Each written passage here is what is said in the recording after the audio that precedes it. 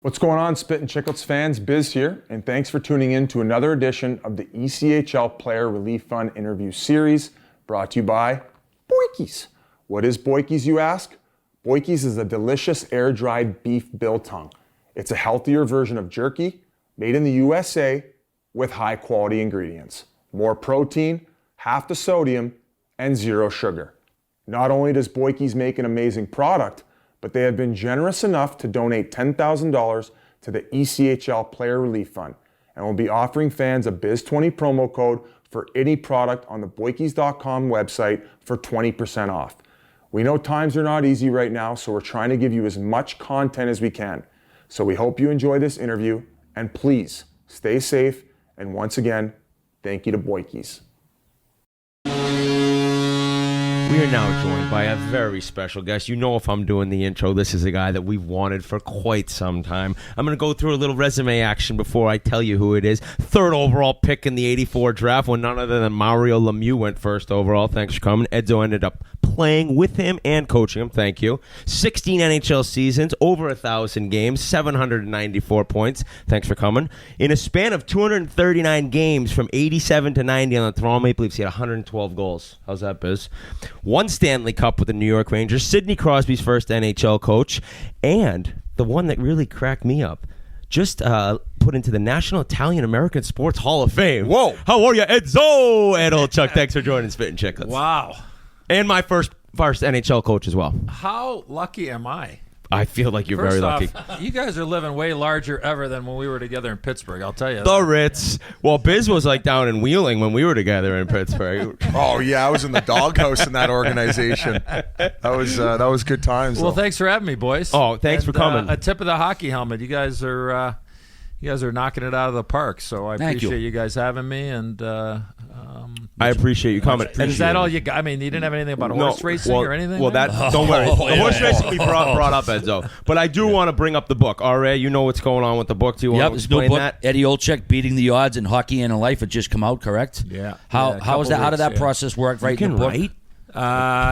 First off, there are crayons for you. Whit, yeah, okay? I was going to say, was it written Whitney style? Yeah. It was something that I had the opportunity over the years to, think about doing a book. And then I was like, nah, you know what? Who wants to read about my life story? And then, look, we all got stories. We all can talk with the best of them, put pen to paper, and that's what I did. And then I kind of put it off for a few years, and then the guy I co-wrote it with, Perry Lefko, a guy up in Toronto who I knew up in my days with the Maple Leafs back in the late 80s. He's a horse racing guy and a hockey guy, and he kind of approached me a couple of years ago, and we started talking. We kind of did a chapter or two, and I kind of got into it, and then I got cold feet. He started convincing you a little bit. He did. He wore you down, Edzo. He did. He broke me down, but then I stood back up and said, nah, you know what, I don't have the time or whatever. And then, unfortunately I got sick.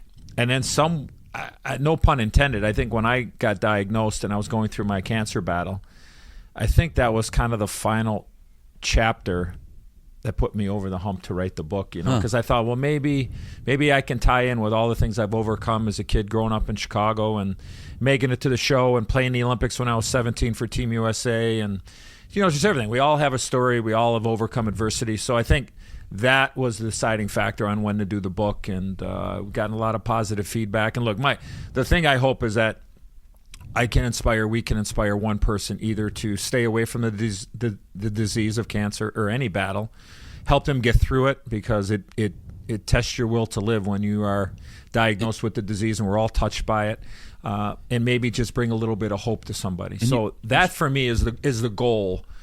With the book. Now, I think you'll laugh, I think you'll cry, and I think you'll love a little bit more. And if I can reach out to people in some fashion, then it was well worth the 16 months of pen to paper and putting the book out. And you had stage 3 colon cancer, Stage 3 colon cancer, August the 4th at 7:07 p.m. 2017. I got the call on a Friday night, and you guys know when a doctor's calling you on a Friday night after 7 o'clock. And I had That'd be a horse tip. Well, I wish. Anytime that phone rings now late at night, I always get that bad feeling. I look up on the TV and it says Northwestern Hospital. I'm like, oh shit, But it was just one of those things where one day I woke up and I couldn't go to the bathroom, and I was constipated, And I kind of, whatever. I went to the Walgreens, whatever, took some prune juice, Yeah, Metamucil, yeah. tried to break it up. Nothing happened. So for 2 days, I couldn't go to the bathroom. Then I started worrying a little bit. Got to check this out. That's it. And look, if you don't go one way, you're going to go another way.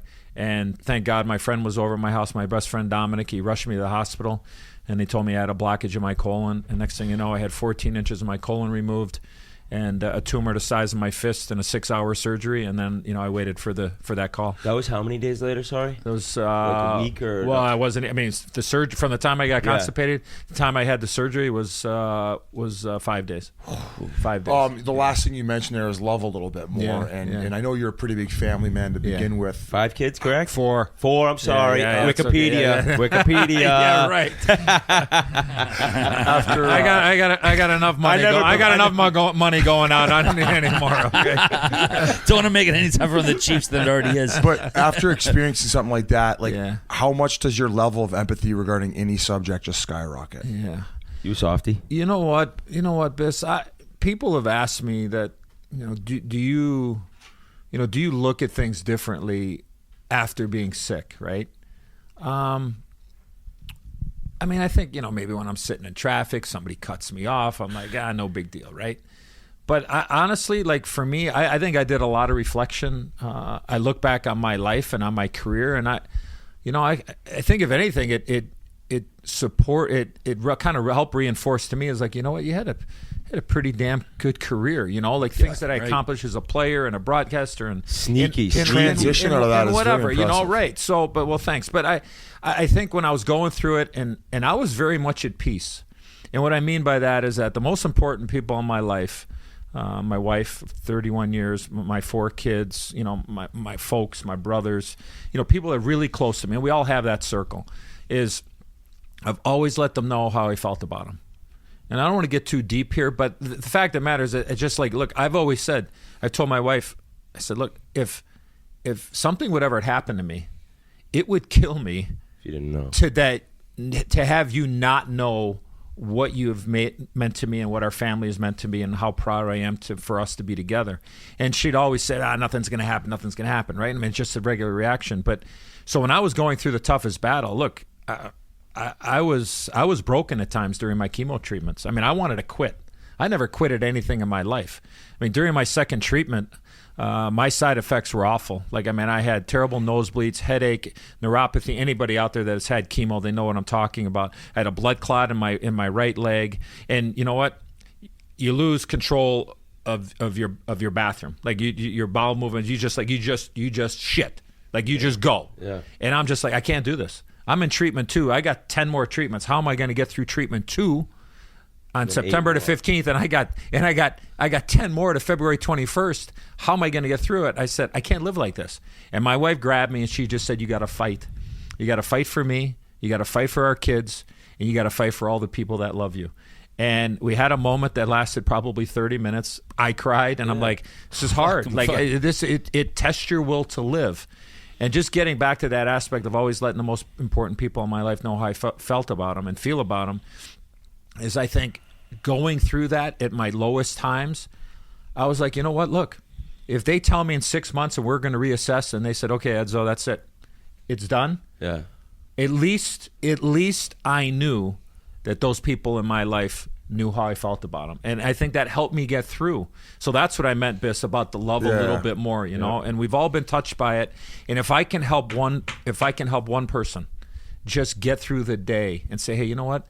If that old broken down hockey player and horse player can get through it, so can I. And that's kind of where the spirit of the book is. Shift it to something happier moment when you don't like flying. Mm-hmm. How did you meet your wife? I met my wife on an airplane, my rookie here in 1984-85 with the Chicago Blackhawks. We played 18, right? Yeah, I was 18 years old. We were playing a game a Sunday afternoon in Chicago. It was an afternoon game. We were flying in New York that night. Of course, there were no charters back then. So you're flying commercial. Middle seat. Right there, like, everyday person. Like we are going home. Old school, exactly. Yeah. Yeah, we didn't sit in the smoking section. So there wasn't like the secondhand smoke wasn't blowing throughout the tin can there. Chicago to L.A., rip a couple darts. Yeah, so that day after the game, there was a bad accident on the Kennedy Expressway here in between downtown and O'Hare. And half the team didn't make the flight. And I'm a rookie. You guys know, look, a rookie, you don't want to be late. You better be a half hour early for everything, right?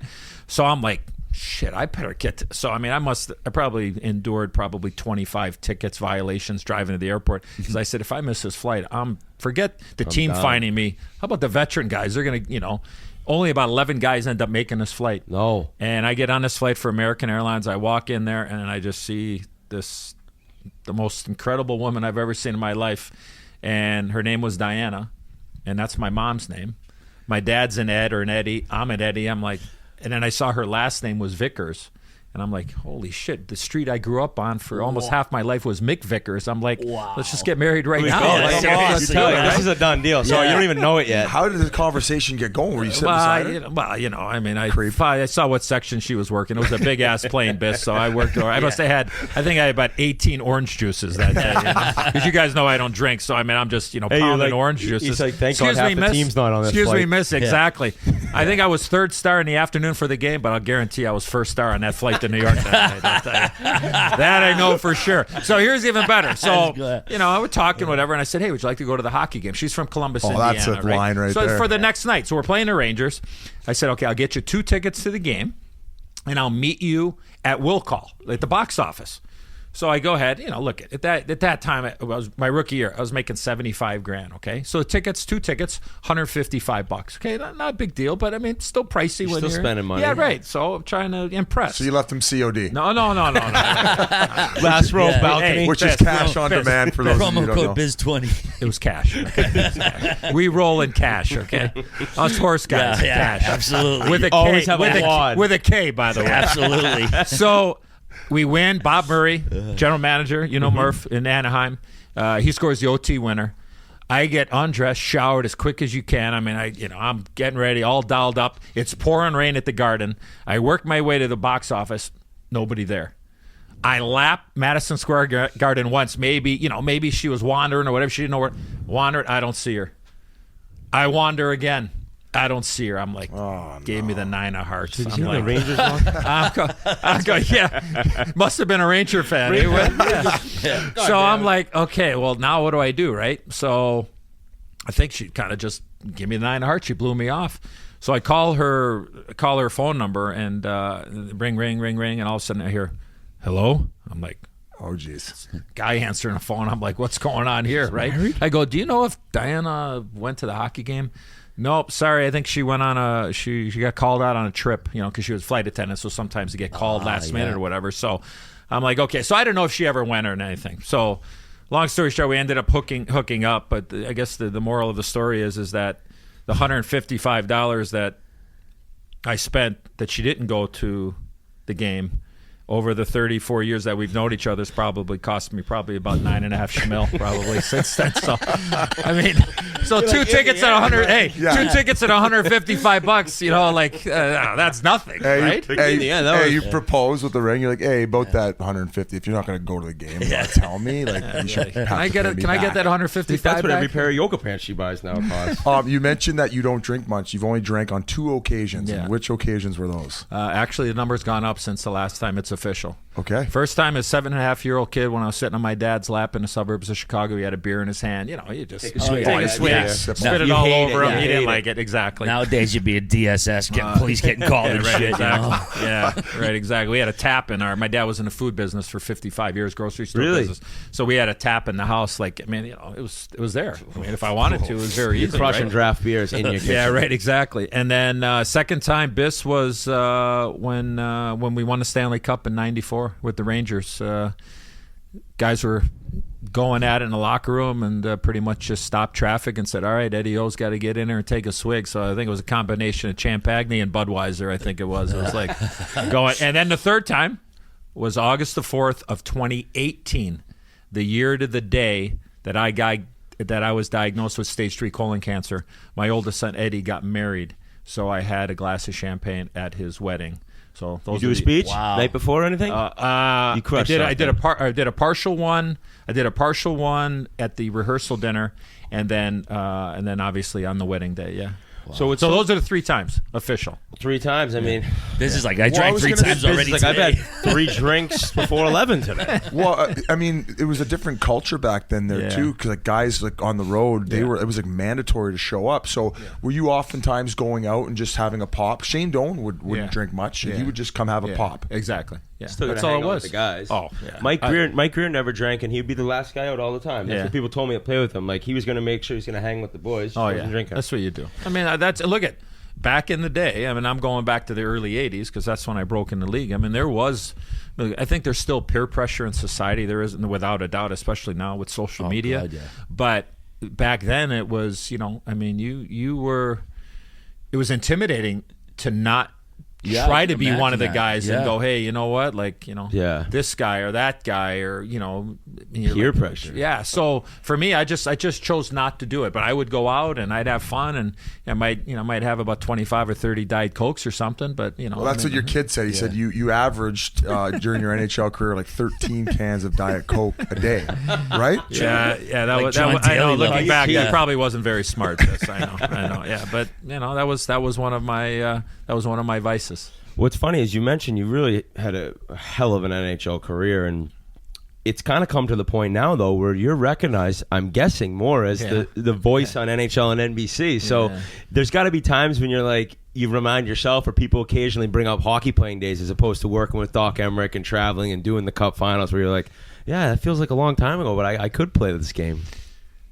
You know what, Whit? Do you ever skate anymore? I do some youth hockey camps. I played in the alumni game there in Winnipeg 2 years ago against Edmonton, which Oh, was nice. great. That was Nice, outdoor I game, remember that. which was great. Yeah, which was awesome. And the Jets threads? Oh yeah, like, Those are sweet, sick. sweet sweater. You know what? I don't have any desire to go and play pickup or anything like that.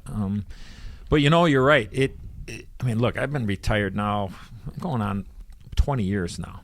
So I've been retired way longer than I ever played. But, I did play 16 years in the league, and I've always been involved in the game. But, whether it was from the video game or, sometimes I'm walking through the airport, and you guys know what it is. You're in a certain town. The and video people know game. you, right? And people go, I know you. I know your voice. I know, yeah. I go, do you like sports? Yeah, I like sports. I go, you like hockey? Nah, I hate hockey. I don't think you know me. Okay. Oh, horse racing. I go, you ever watch the Triple Crown? The horse racing guy. That's it. You're the guy. I'm like, yeah, So to answer your question, most people know me now as a broadcaster, not a guy that played over 1,000 games in the league. So what's interesting though is I don't know the beginning of. I think a lot of people don't, like how you got into horse racing. I'm guessing it was a part of your whole life, but not only how you got into it, but how did you become like NBC's like, hey, you're gonna work for us with this That's deal. unreal. I'm guessing they just saw how you good you were in the hockey. Hey, game. you're not just a one-trick pony. Yeah. Just show them the winners, right, Ed? all right. That's an RA joke. Hey, and you're not betting on a 3-legged pony, are you over there? Oh, I don't. No comment.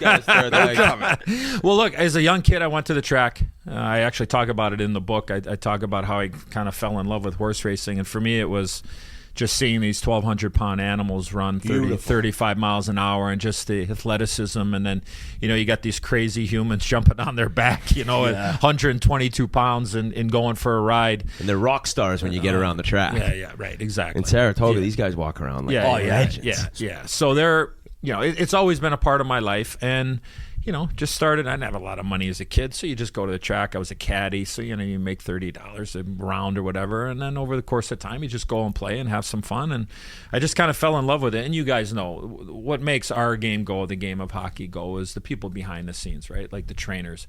I've always told, and I think I said this at one of our meetings that we had when we were together in Pittsburgh, was, the quickest way to really piss me off or get you on the wrong side of me is to disrespect the trainer. Yeah. Like the trainer is a lifeline of a hockey player. And I learned that as a young kid, and I learned it when I got to the NHL in '84.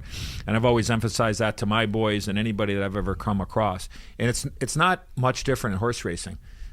Why I think one of the important reasons why the game is so good and why I'm so passionate about it is because there's so many things that happen behind the scenes that makes the game and the sport go. So as a kid, I would go handicapping. I've owned horses over the years, and then probably like 2010. So I had been a part of NBC's hockey coverage for probably four or 5 years, JD left. JD went to become the president of the Blues, and then that seat opened up, and I got a chance to sit next to Doc. And I think NBC knew that I was into horses, but I don't think they really realized how much I was into horse racing. They're like, wait, so I would always what? knock on, and Sam Flood, my boss, Yep. I'd knock on Sam's door once a year and just say, hey, Sam, if there's any opportunity to get on the Triple Crown coverage or the horse racing, just, I know my shit. Just let me know. Yeah. Let me know. And Sam would be, he'd be respectful, but I'd get the Heisman, and that happened for like 5 straight years.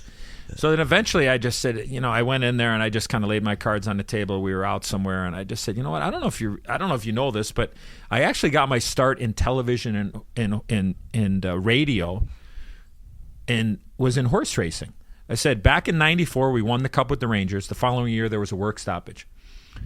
I happened to bring I brought the Stanley Cup to the Meadowlands racetrack and to Belmont to celebrate the Stanley Cup. Oh, I brought it to the track. Right, Nice. that's what I do. Yeah, right. So the people at the Meadowlands said, well, look, you guys aren't, you're not working. You're not playing. The season's, suspended right now. Why don't you come to the racetrack? We'll pay you $800 a show.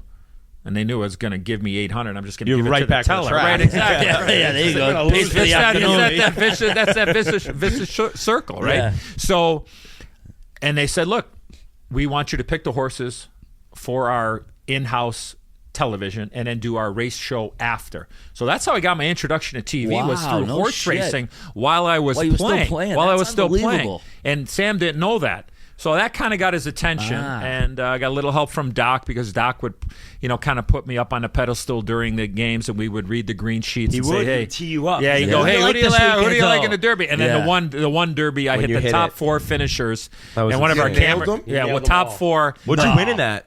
Yeah, a couple bucks. And I know one of our cameraman won 25 G's. Because I know of that. you? Yeah, because he bet the numbers I played, and he invested. I like, remember this He was was like on $24, and he hit for 25,000. So. We're not going to say his name, though. So yeah, no, and he got me a nice soft. He got 'Cause he me a didn't tell his Dairy wife. Queen gift certificate, by the way. It was very cool, very cool. So then eventually, Sam, one day Sam just picked up the phone. I was on my way to do Blackhawks Blues playoff game, so I think it had to be like maybe the spring of 14 or whatever, and all of a sudden you see your boss calling you before the game. You're like, oh shit, what did I say? What did I do? And he goes, hey, I just want to let you know, we're not putting you on the Triple Crown this year, because this was April of 14. He goes, got a but month. we're going to give you a chance, and we're going to put you on your show during the summer, and then we'll, I said, great. That's all I want is a chance. yeah. So they send me out to Santa Anita in California.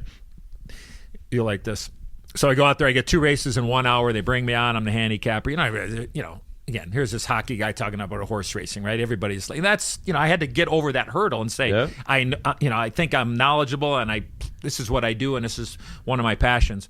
So I get on there, and the first race is a 12-horse field, so there's 12 horses in there. It's a mile race on the turf, and the name of the horse was a 10-horse. The name of the horse was She's a Smoke Show.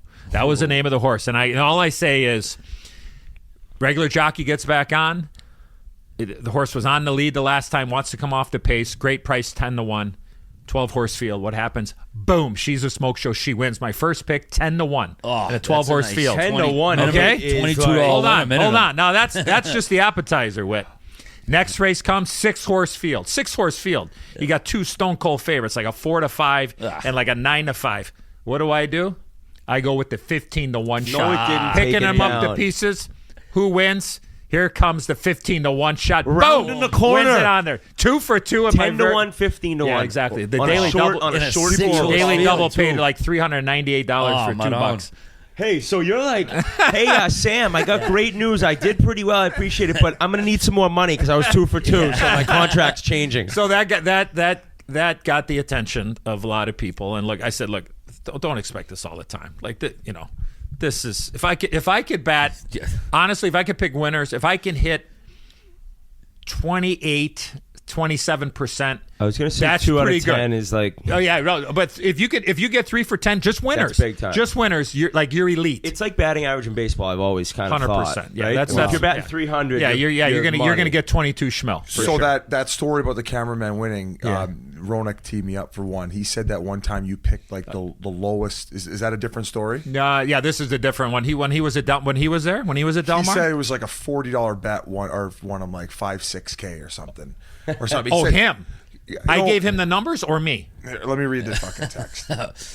I thought you would have known the story. No. Oh, he's got a million. I got it. So I know. I've made JR some money. He's I know bet that. more Jack the Boxes than shot pucks, and he played He 1,000 goes, games. this is what he said. He's pretty. He goes, ask him when he was feeding me horses to bet at Del Mar. Oh, at Del Mar, right? Exactly. Okay, Yeah. So he's at Del Mar. He's there with his buddy Craig. You're not Craig even Conley. there. No, I'm not. I'm on the phone. He's going, I need some action. And so I give him a couple of horses in one race with a horse in another race at Del Mar. And long story short, I like an 8-1 and then it's 18-1 in the next leg.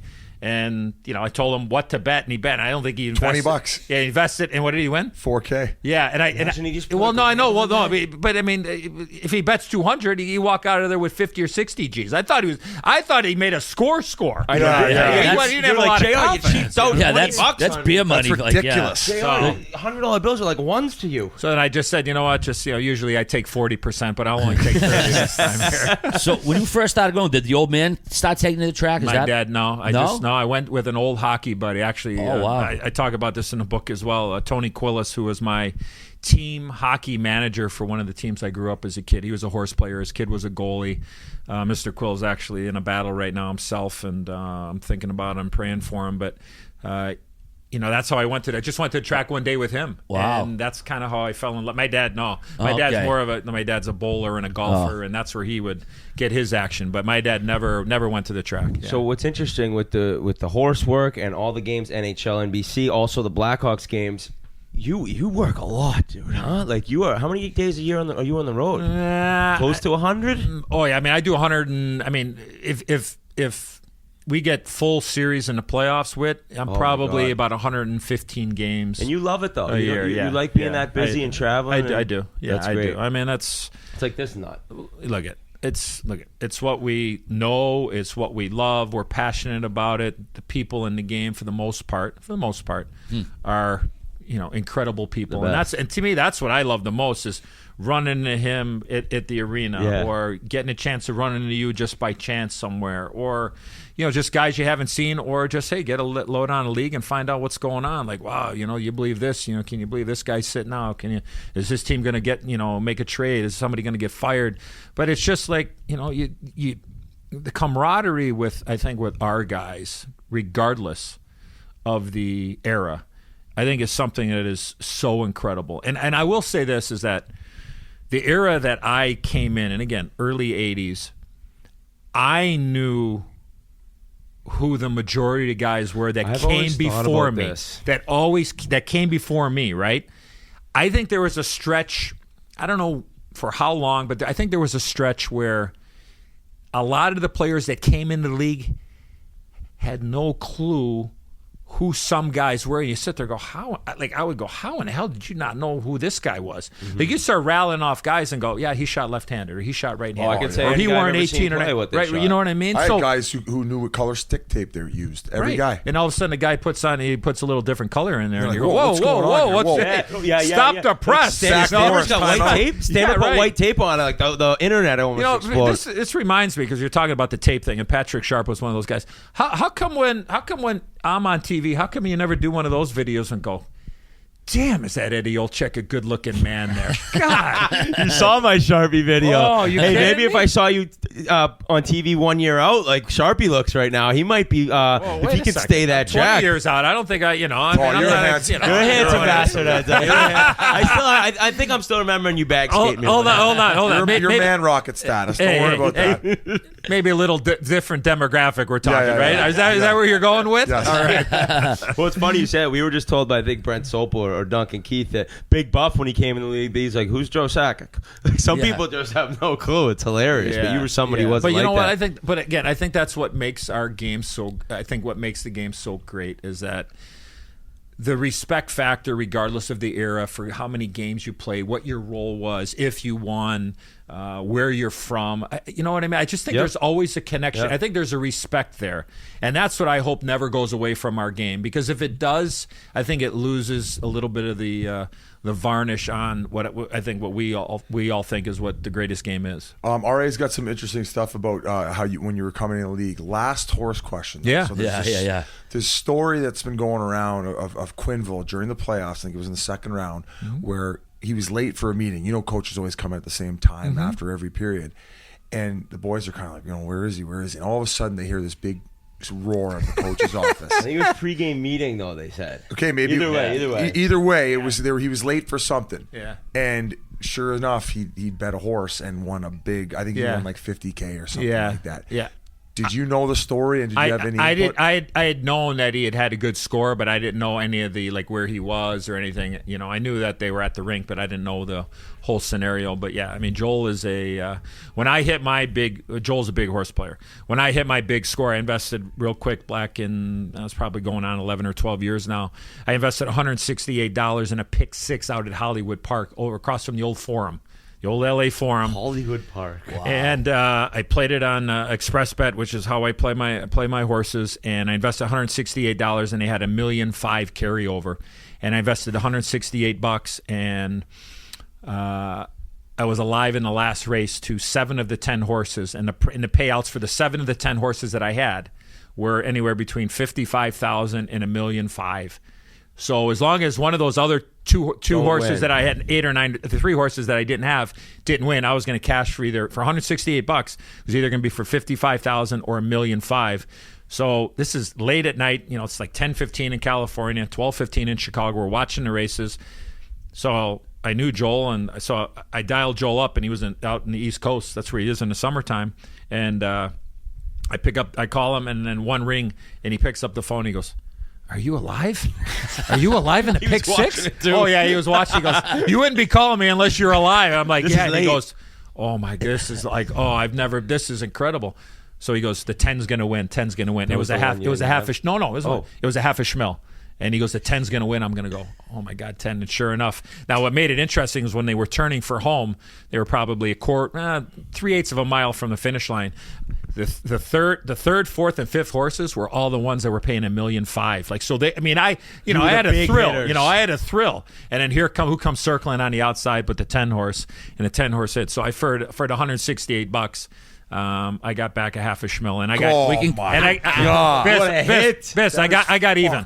I got even. Yeah, you're still down. That's how it goes. I don't gamble. unreal. Yeah. I just pick winners. That's Yeah, all. I don't really that's put my all right. money in. There's blue. so much to talk to you Yeah, about. seriously, Joel we've loves been it. talking for half hour. We haven't even mentioned his unreal career yet. Now you got taken 3rd overall, like Wood said, hometown kid, Chicago Blackhawks. Yeah. Like, how much of a thrill is that? And I did write this question down earlier, so pardon the phrase, but were you shitting your pants a little bit? Like, okay, now I'm the man here in my own town. Like, what was that? What was that He feeling already like? was the man. Because it never had happened before. Where a hometown kid had been drafted in the first round and been the first pick of for his team, and an American-born kid. There was a lot of pressure that way. And look, we all have favorite teams when we were growing up and have the opportunity to play for them. And for me, it was the Blackhawks, and I got that chance as an 18-year-old kid. And there was a lot of. I probably put more pressure on myself playing at home than I did anywhere else. Yeah. Because my first year, I had a good year, had 50 points. We went to the conference finals against Edmonton. Unfortunately, that was when Edmonton was in their heyday. If they gave up 6, that would be okay because they would get 9. They just that's the way they played. And they had Grant Fuhr in goal. Who, was arguably one of the best goaltenders we've had in the league in the last 50 years. So my first year, we went to the conference finals. We lost 4 games to 2 to Edmonton. Then my second year, I had 79 points. I played with Troy Murray and Kurt Frazier on a line. Troy Murray won the Selke Trophy. He had 99 points that year. Wow. And then my third year started off awful. Unfortunately, I had a friend taken from us at a apartment building in Arizona, and he lost his life. And first time I really ever had to – I shouldn't say had to. First time I ever went to a service – be a pallbearer. I just wasn't in a good place, it's trauma. And It's it was. trauma. And I'm not. it's the only thing I could look back on and go, I had such a bad year. Yeah. This is the third year, correct? This is my third year. Which is also, like, I don't know if it had anything to do with this. That was the highest PIMs you had in your career. I Like, know. you were probably pissed off. Yeah. It was just a weird It was, time. and the fans were getting on me, and I was frustrated. The team wasn't winning, and it's just, again, you're just trying so hard because you don't want to let anybody down in your hometown. So Right, I felt right. every night that I had 36,000 eyeballs on Right. me, watching me. And look, it was a bad year. And then the Hawks decided to make a big trade. We made a big trade with Toronto. So myself and Al Secord went to Toronto for Rick Vive, Steve Thomas, and Bob McGill. Vive was the captain of the Maple Leafs. Al Secord had scored 50 goals, and I was, just only in my third year. But then the next year I went to Toronto and had my best year goal scoring wise. I said 42 goals in my that fourth good? year. Showing up to Toronto and doing that. So you know what? I felt like there was less pressure playing in Toronto. Yeah, I guess did. you're right, 'cause I you did. were in your hometown. I did. Yep. So, which but is it was. which is nuts. I to would say. not trade it. Yeah, you're right. Well, I mean, especially today, maybe a little different, but looking back, I would not trade anything. I mean, I played my first game as a Blackhawk. I played my 1,000th game as a Blackhawk because I came back the second time. Right. And then I played eventually my last game with a lot of games in between. But that third year was rough, and then I was able to bounce back, and then my career really took off in starting from my fourth year. I got to hear about this dream you had before your first game with the Blackhawks. You had a dream. I had this. We all dreamed about playing in the show, and you just like I couldn't get my equipment on my dream. Well, there you go. That's That it. was my Look at dreams. that. I couldn't skate. Oh no, that was real life. That's another dream. I would wake up in a cold sweat where I'd be late waking up from my nap, stuck in traffic. I couldn't get into the rink. They wouldn't let me in to parking lot. They wouldn't let me in the rink because Eddie Olczyk was already at the rink, and and I've had the hundreds of times. So, I thought the trainers, the guys in the room, you tell them something, everything's confidential. It stays in the room. It's like Vegas, right? What happens there, So I tell our trainer, Skip Thayer, in my rookie year, I tell him this during training camp. I said, hey, Skip, I said, I just had this dream last night. He goes, what is it, kid? Now, if you never met Skip was with the Penguins for a long time, too. Skip's a big guy. He's probably 5'11", 212, like a huge guy. I mean, a great guy, right? So he goes, what's the dream, kid? So I tell him, I said, I wake up in a panic for my first game. I'm late. I'm stuck in traffic. I try to get into the parking lot. The parking lot attendant won't let me in. The security guard won't let me in to get in. They say Eddie Olczyk's already here. I'm all nervous. He goes, kid, don't worry about it. Dreams don't come true or whatever. I'm like, okay. So sure enough, I'm getting ready to play my first game in the NHL, October of '84. I'm living at home, right? I'm living at home my first couple of years in the show. I'm driving to the rink, traffic. But I mean, traffic, it's fine. As I'm getting a little closer to the old Chicago Stadium, traffic starts getting a little heavier. And all of a sudden, it's like, okay, wow, man, I remember I dreamed this, like there's bad traffic, And then all of a sudden I pull into the rink, and then the guy goes, he tells me, I wave because I've seen this guy 15 times since training camp started. He says, roll down your window. I'm like, Eddie. I gotta go, buddy. He goes, who are you? I go, I'm Eddie Olczyk. He goes, no, he's already here. I went, What the fuck? so now it's starting like, now I'm starting, yeah. these wheels. I'm like, I dreamt this. Is this guy going to tell me that I can't park here? He goes, you can't park here. I went, whoa, no. And I'm like, Inception. M. Night Shyamalan jeez. shit. So I'm like, come on, seriously. He goes, no, I'm sorry. I'm going, well, at least can I park here and try to, he goes, yeah, go ahead. So he lets me in. So then I go walk in. It was gate 3.5. It was just a private gate for the players and security. So I walk in there, and the guy's in there, and Spider's in there, the guy that run the door. And his last name was Webb, so that's why we call him Spider. So Spider Webb. So Spider goes, can I help you? I go, hey, Spider. He goes, who are you? I go, now I'm like, I'm sweating. I'm pitting out now.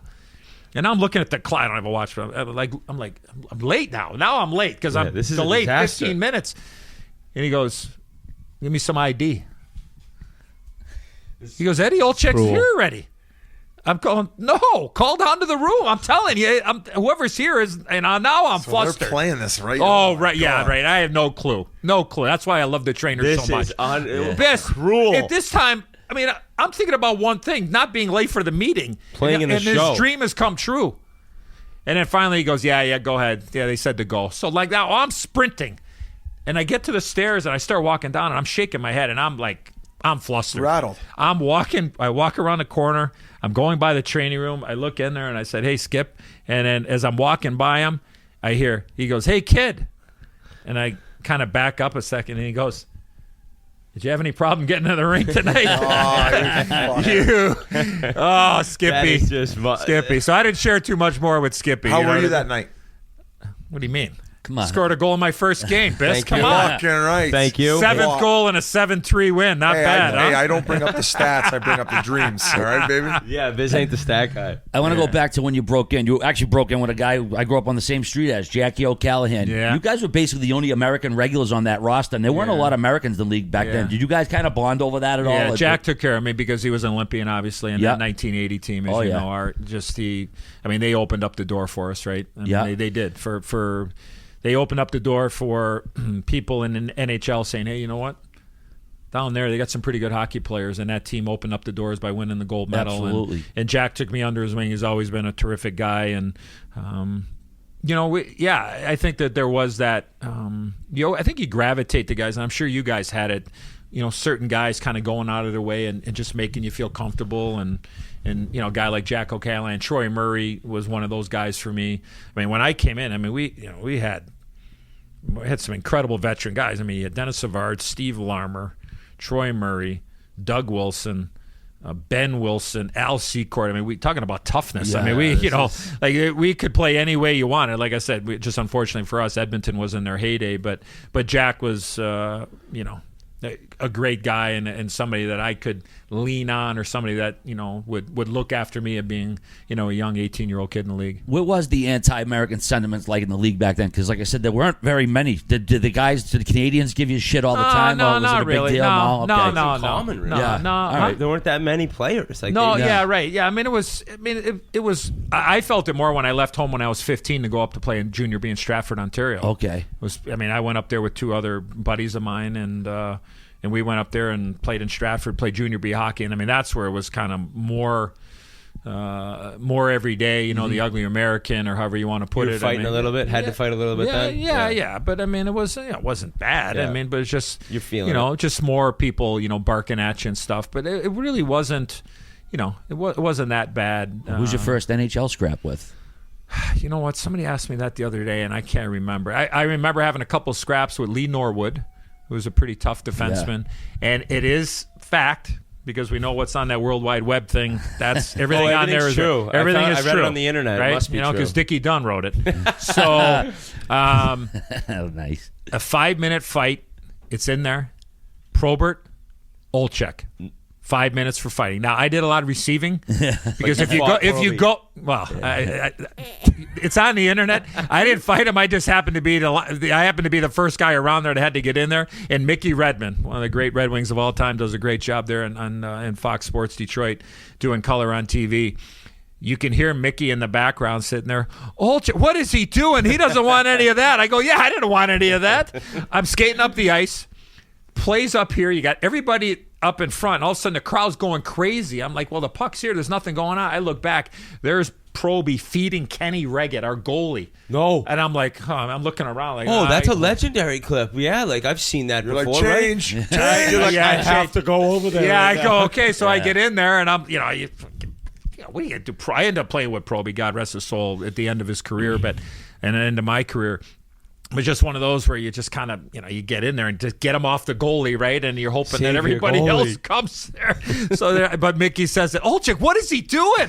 I give him a lot of credit, but he doesn't want any of that. Yeah, you're right. I don't want any of that. I want to be around for the next couple of years. I want to continue to play this sport. Another one your kid teed me up for was the prank that you pulled with the car and the dealership car. For you guys went on a 2-week road trip. With Yeah, we were playing it. We were playing in Winnipeg, and somebody had bought a nice pickup truck, and somehow we got the keys. Was it Mike Richter? No, huh? Was it Beezer or Richter? No.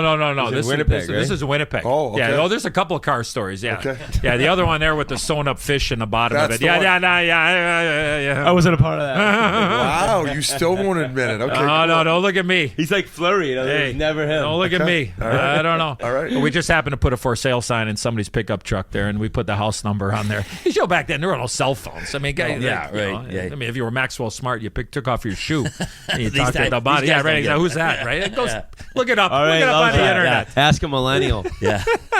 So we put the wife eventually, like, and the guy Change the number. didn't check in with the wife for a couple of days. He goes, did you put your car first? Did you put your pickup truck You just first?" bought that thing. And he's got like 80 calls. Best offer. Best offer. Yeah, $400 Canadian. Winnipeg. $400 Canadian. It was a nice pickup truck. Dean Kenny he's a great guy, but I mean, he tried to sell that thing for. You guys were clowns back then. I feel like there's not a lot of pranks going on anymore around the league. Back then, it was like you did it to Do guys have fun now? Not as much from what I'm told. They probably But lock it's funny, each other out of video I've been out of the games or league something. Yeah, 5 right, years, exactly. pretty much. 5, 6. Yeah. It feels like it.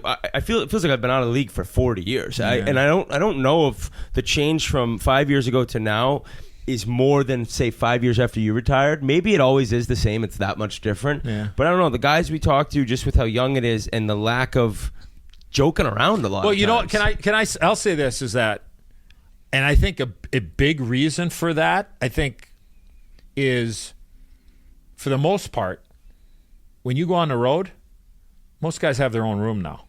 Yeah, that's definitely. Look at when you got roomies, there's always something going on, right? There's a story from one room at least every morning. 100%. Guys. I mean, I used to room with Mark Osborne. I played on 3 different teams with Mark Osborne, and we would. I mean, we would have wrestling matches. We would, he would. He's a born again Christian. He would be reading the Bible in one bed, and I would have the racing form in the other. So we had everything covered. When we flew, we sat in the exit row. I figured I better sit next to him. I got a good shot.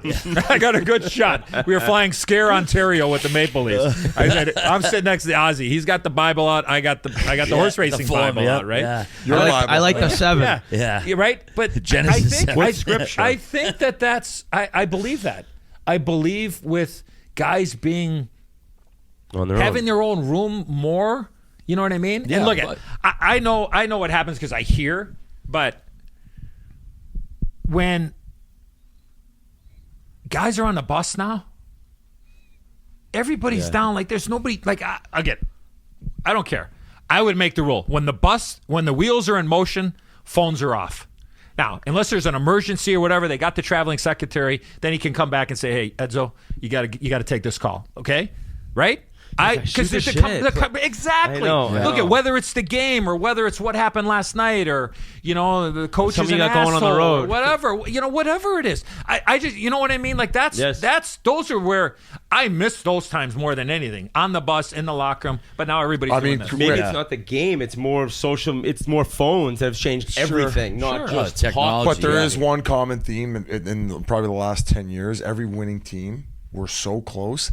And I know alcohol is probably not a big part of the game or as much as it used to be. But like St. Louis was getting after it.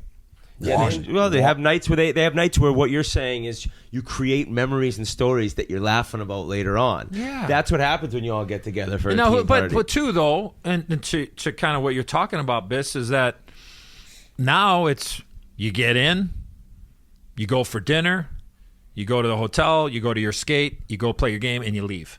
Like very rarely, you're not staying you're not staying on the road. Like you're not on the road as much, right? You're not going out and saying, "Hey guys, everybody's meeting at wherever at 6:00. We're going to go out and have a good time." Or after the game, we're all going to go out.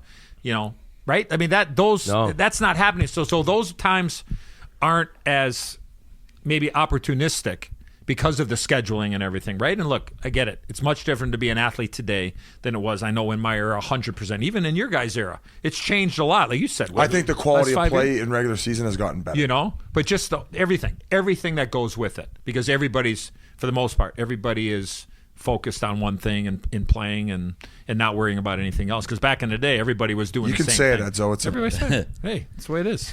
Bobby, you can say that they're focused on girls. In Winnipeg, you got to spend some time with a very young Big Walt. What kind of savage was he like as a rookie? Did you know that I gave Big Walt his nickname?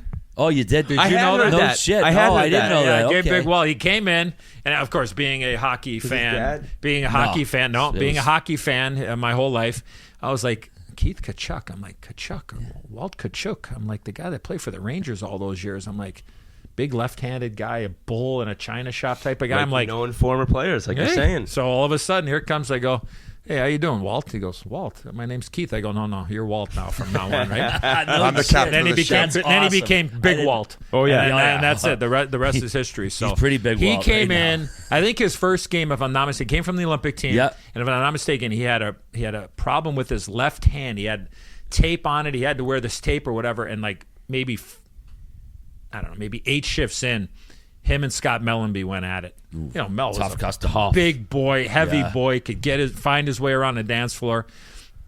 And Wall was like, okay, that's it. I'm gonna do it my first game, and man, it was a heavyweight fight. I mean, Yeah. it was good, but I mean, there's a guy that he could play any way you wanted. Could do it all. He Yeah. had attitude.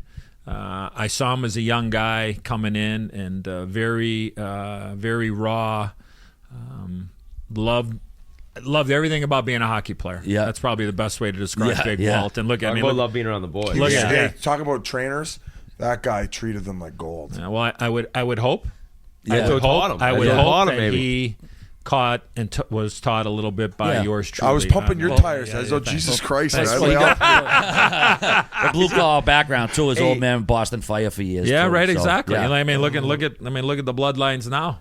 Yeah. with Brady and Matthew. Yeah. Right? you had Unreal. a young donor, too. Huh? I You had a did have young Shane donor. Doan. I did have a Hey, donor. Shane Doan said you were a little hard on him. Were you hard on the rookies? Old school. Um, I think you. I like- think, but I he think, said I it think, helped him. I think I was hard on him, but they would always be asked to come over for dinner, spend time at the house. You know what I mean? Actions. Yeah, you know what I mean. Like, because sometimes it's like, you know, okay, around this work, you were hard on him, but like. Well, yeah, oh no, for sure, right. But you always You look know? out for him. You're not. It's not. It was for me. not- Never personal. Exactly. Ever, because I know how I was treated. Because sometimes, and look at again, eras change. When I came in the league, Shut up. be Edzo. seen and not heard. Yeah. Mouth shut. I know. Right? Last in line at the food bar. Now That's they're it. getting the Right, best exactly. contracts. Right, exactly. Huh? Now they're getting the best contracts. yeah. And they're weeding the old guys out. Hey, that's kind of the reality of it, just over time. But you know, I would like to think that those young guys knew that I had their best interest, and maybe hard on in practice, maybe saying, hey, you know what, pick up your shit. Trainer's not there to do that. You know, it's Tough just love. little things like that, That and go, teaches you. hey, get here, get. I don't want to see you getting on the bus at 2 minutes to 9 when the bus is rolling. You should be here at the.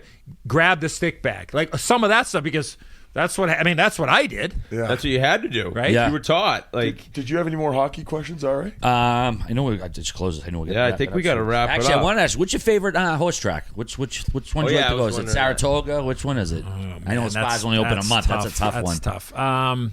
If you're telling me Allie can go and One more day at the track. yeah, one more day. Where you huh? going? I'm probably going to Santa Anita, Where's that? Huh? Arcadia, California. Cali, yeah. Real nice out there. Good. That's where the Yeah. Breeders' Cup Hey, is what's next the week. actually. Austin. What's the Austin, huge- Massachusetts. What's the biggest one? It's like all millionaires in Miami or something. Huge races. Is that out in California? No, then? no, that one's at Pegasus down at Gulfstream Park. Yeah, the when is Pegasus. that? Yeah, that's in January. That's it's All-Star. huge, It's right? All-Star Day. Yeah. Oh, So you okay. buy into the race. You got to buy in a slot into the race. Yes. That's what it is. Yeah. So you got to have a schmill to get in. Whether you have a horse or not, you got to have a schmill just to have a spot. This to is- get in there. Can I get one more in? Yeah. This will be Yeah. the last one, Yeah. maybe? Or if you want one to follow up. I just want one more after. Well, I can ask it now. Who do you like in the Breeders? Do we get a winner yet? Okay. My old man's You in want Vegas it? You now. want it I right wanna now? Oh, shit. Yeah. My old man. I got to Okay. text him out there now. This is going to make the owner of the Florida Panthers, Vinny Viola, extremely happy. We've seen him before. He's at a the horse Derby. guy. At He's the a horse Derby. guy. He owns the Panthers. As I believe that Vinny Viola and Mike Rapoli, the owners of Vino Rosso, Okay. will win You like that? will win the Breeders' Cup Classic. Straight from Edzo. All right. Vino Gonna Send Rosso. it to my old man He's out there. proven. now. He's proven on the track, Santa Anita. He come off a race where he got disqualified for bumping into Code of Honor. I thought it was a fair disqualification. Oh, shit. And now he's going back out to California. I think it's a wide open race. I think he's going to be somewhere between. I think he'd be somewhere between 4 and 5 to 1. Okay. So if you Decent bet 100, you Or got a 20 chance. if you're JR. Yeah, right. Exactly. Oh, Has no. made $700 million in Guys, his life. and he'll bet $20. 20 on every So single if you ball bet he if you hits bet at golf. 100, you're going to get back probably 5+ on your investment. So Oh, math guy. We got a new math guy on the hey, podcast. hey, what's wrong with 5-1 on your money in a matter of 2 minutes and 4 seconds. I'll right? take that anytime. right, My exactly. Usually I'm minus Enzo, 5-1. Enzo, since you're the math guy, quick math question. What's 40 plus 14? 40 plus 14 is 54. All right, that's all I Yeah, wanted exactly, to know. Now, this is exactly. going to be the last question I ask you, and it's the time about when you got... Whit was having a hard time figuring that one out a couple episodes ago. No, these guys don't know when I'm fucking with them. So you always got to keep Sure. them guessing. You're always twisting with We'll go with gotta that. keep Always 'em guessing. twisting 'em. We'll go with Always that. got to keep Could them we guessing. could you talk about the time you got ejected from the stands at one of Oh, kids' dude, games? who is feeding you Oh, this yeah. information, Bess? I'm a rat. All right, so I'm playing in Pittsburgh. Wasn't going well. Kevin Constantine was riding me like you know what. And we played a game the night before. Eddie and Tommy, my oldest boys, but you know at that time they were like 7 and 6 respectively. So I'm going back. This is like 96, 97 in the Berg. I'm at the Mount Lebanon Ice Arena. They're playing. It's like 6:40 in the morning. Yep, Sunday. Tommy's out there playing a game, and there's 2 officials out there, and might game whatever, and the referees are calling offsides like it's By the inch. Oh Doing yeah, review. right, exactly. So they're intentional offside all the way down. I'm like, Well, you're like, buddy. intentional offside. These kids don't even know what way to put their underwear on, and you're sitting there ripping these kids. So I'm like, now I'm getting now I'm starting to get a little angry. So sure enough, it happens again. So I yell, "Come on, ref! What do you think this is? The NHL?"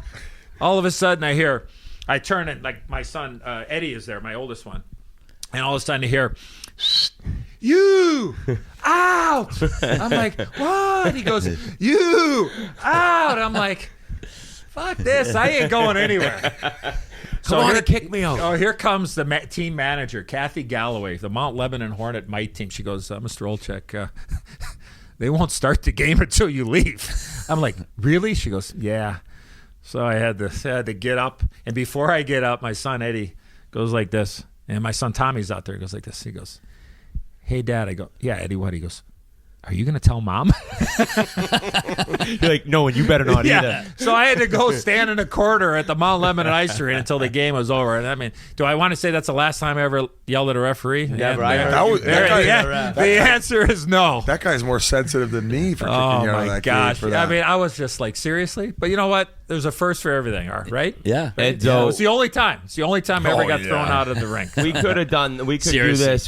Hopefully we can do it again at some point because there's so much more. Boy, we can told get me he into. has to come back You after can- the you're, game. the, you're the guy we could talk about anything with. So Seriously. thank you so much for coming on. Hey, It's great to see you. It's great to Great see you. And man. lastly, we need Thanks. to plug the book one last Yeah. time. Yeah. Yeah, I Eddie got it right- Olczyk, I got it right here. beating the odds in hockey and in life, and A little bit more love we're looking for. that's it. Laugh a little and love a little bit more. So that's the goal. And get So- checked to it. I think a lot of guys out there, sometimes they're tough guys about it. They don't want to get checked. Well, you know I what? think, Look at you that. know, That's the key. Is look at don't put it off. I mean, since I got sick, while I was sick, the recommended age for colonoscopy was 50. yeah. Since I got sick, they've lowered the age to 45. Yep. And I encourage anybody Yep. out there. I just 5-year got- difference. I just got my the numbers first are way one, up. yeah. Whit. I mean, Yeah. it's scary when you look at the numbers. So please. Don't put it off. If you're not feeling well, it's okay to raise your hand, call a doctor, say, "Look, I want to get screened," or whatever it is. I don't care. It doesn't have to be colon cancer. It could be anything. If you're not feeling good, just make sure you get checked out. And if, like I said, if we can help one person or keep them away from it or her, then it was well worth the Absolutely. the opportunity. Well to said, do the Ed. book. Well Speaking of said. love, Edzo, we love you, and I know our Yes, fans are buddy. going Keep to up the love nice this work. Hey, interview. cut You're the those man. cut those sources off too, would you, please? Well, we hope you guys enjoyed that interview. Thanks again to Boinkies for their support of Spittin Chiclets and the ECHL Player Relief Fund. Make sure to check out boinkies.com and enter promo code BIZ20 for 20% off all their products. We out.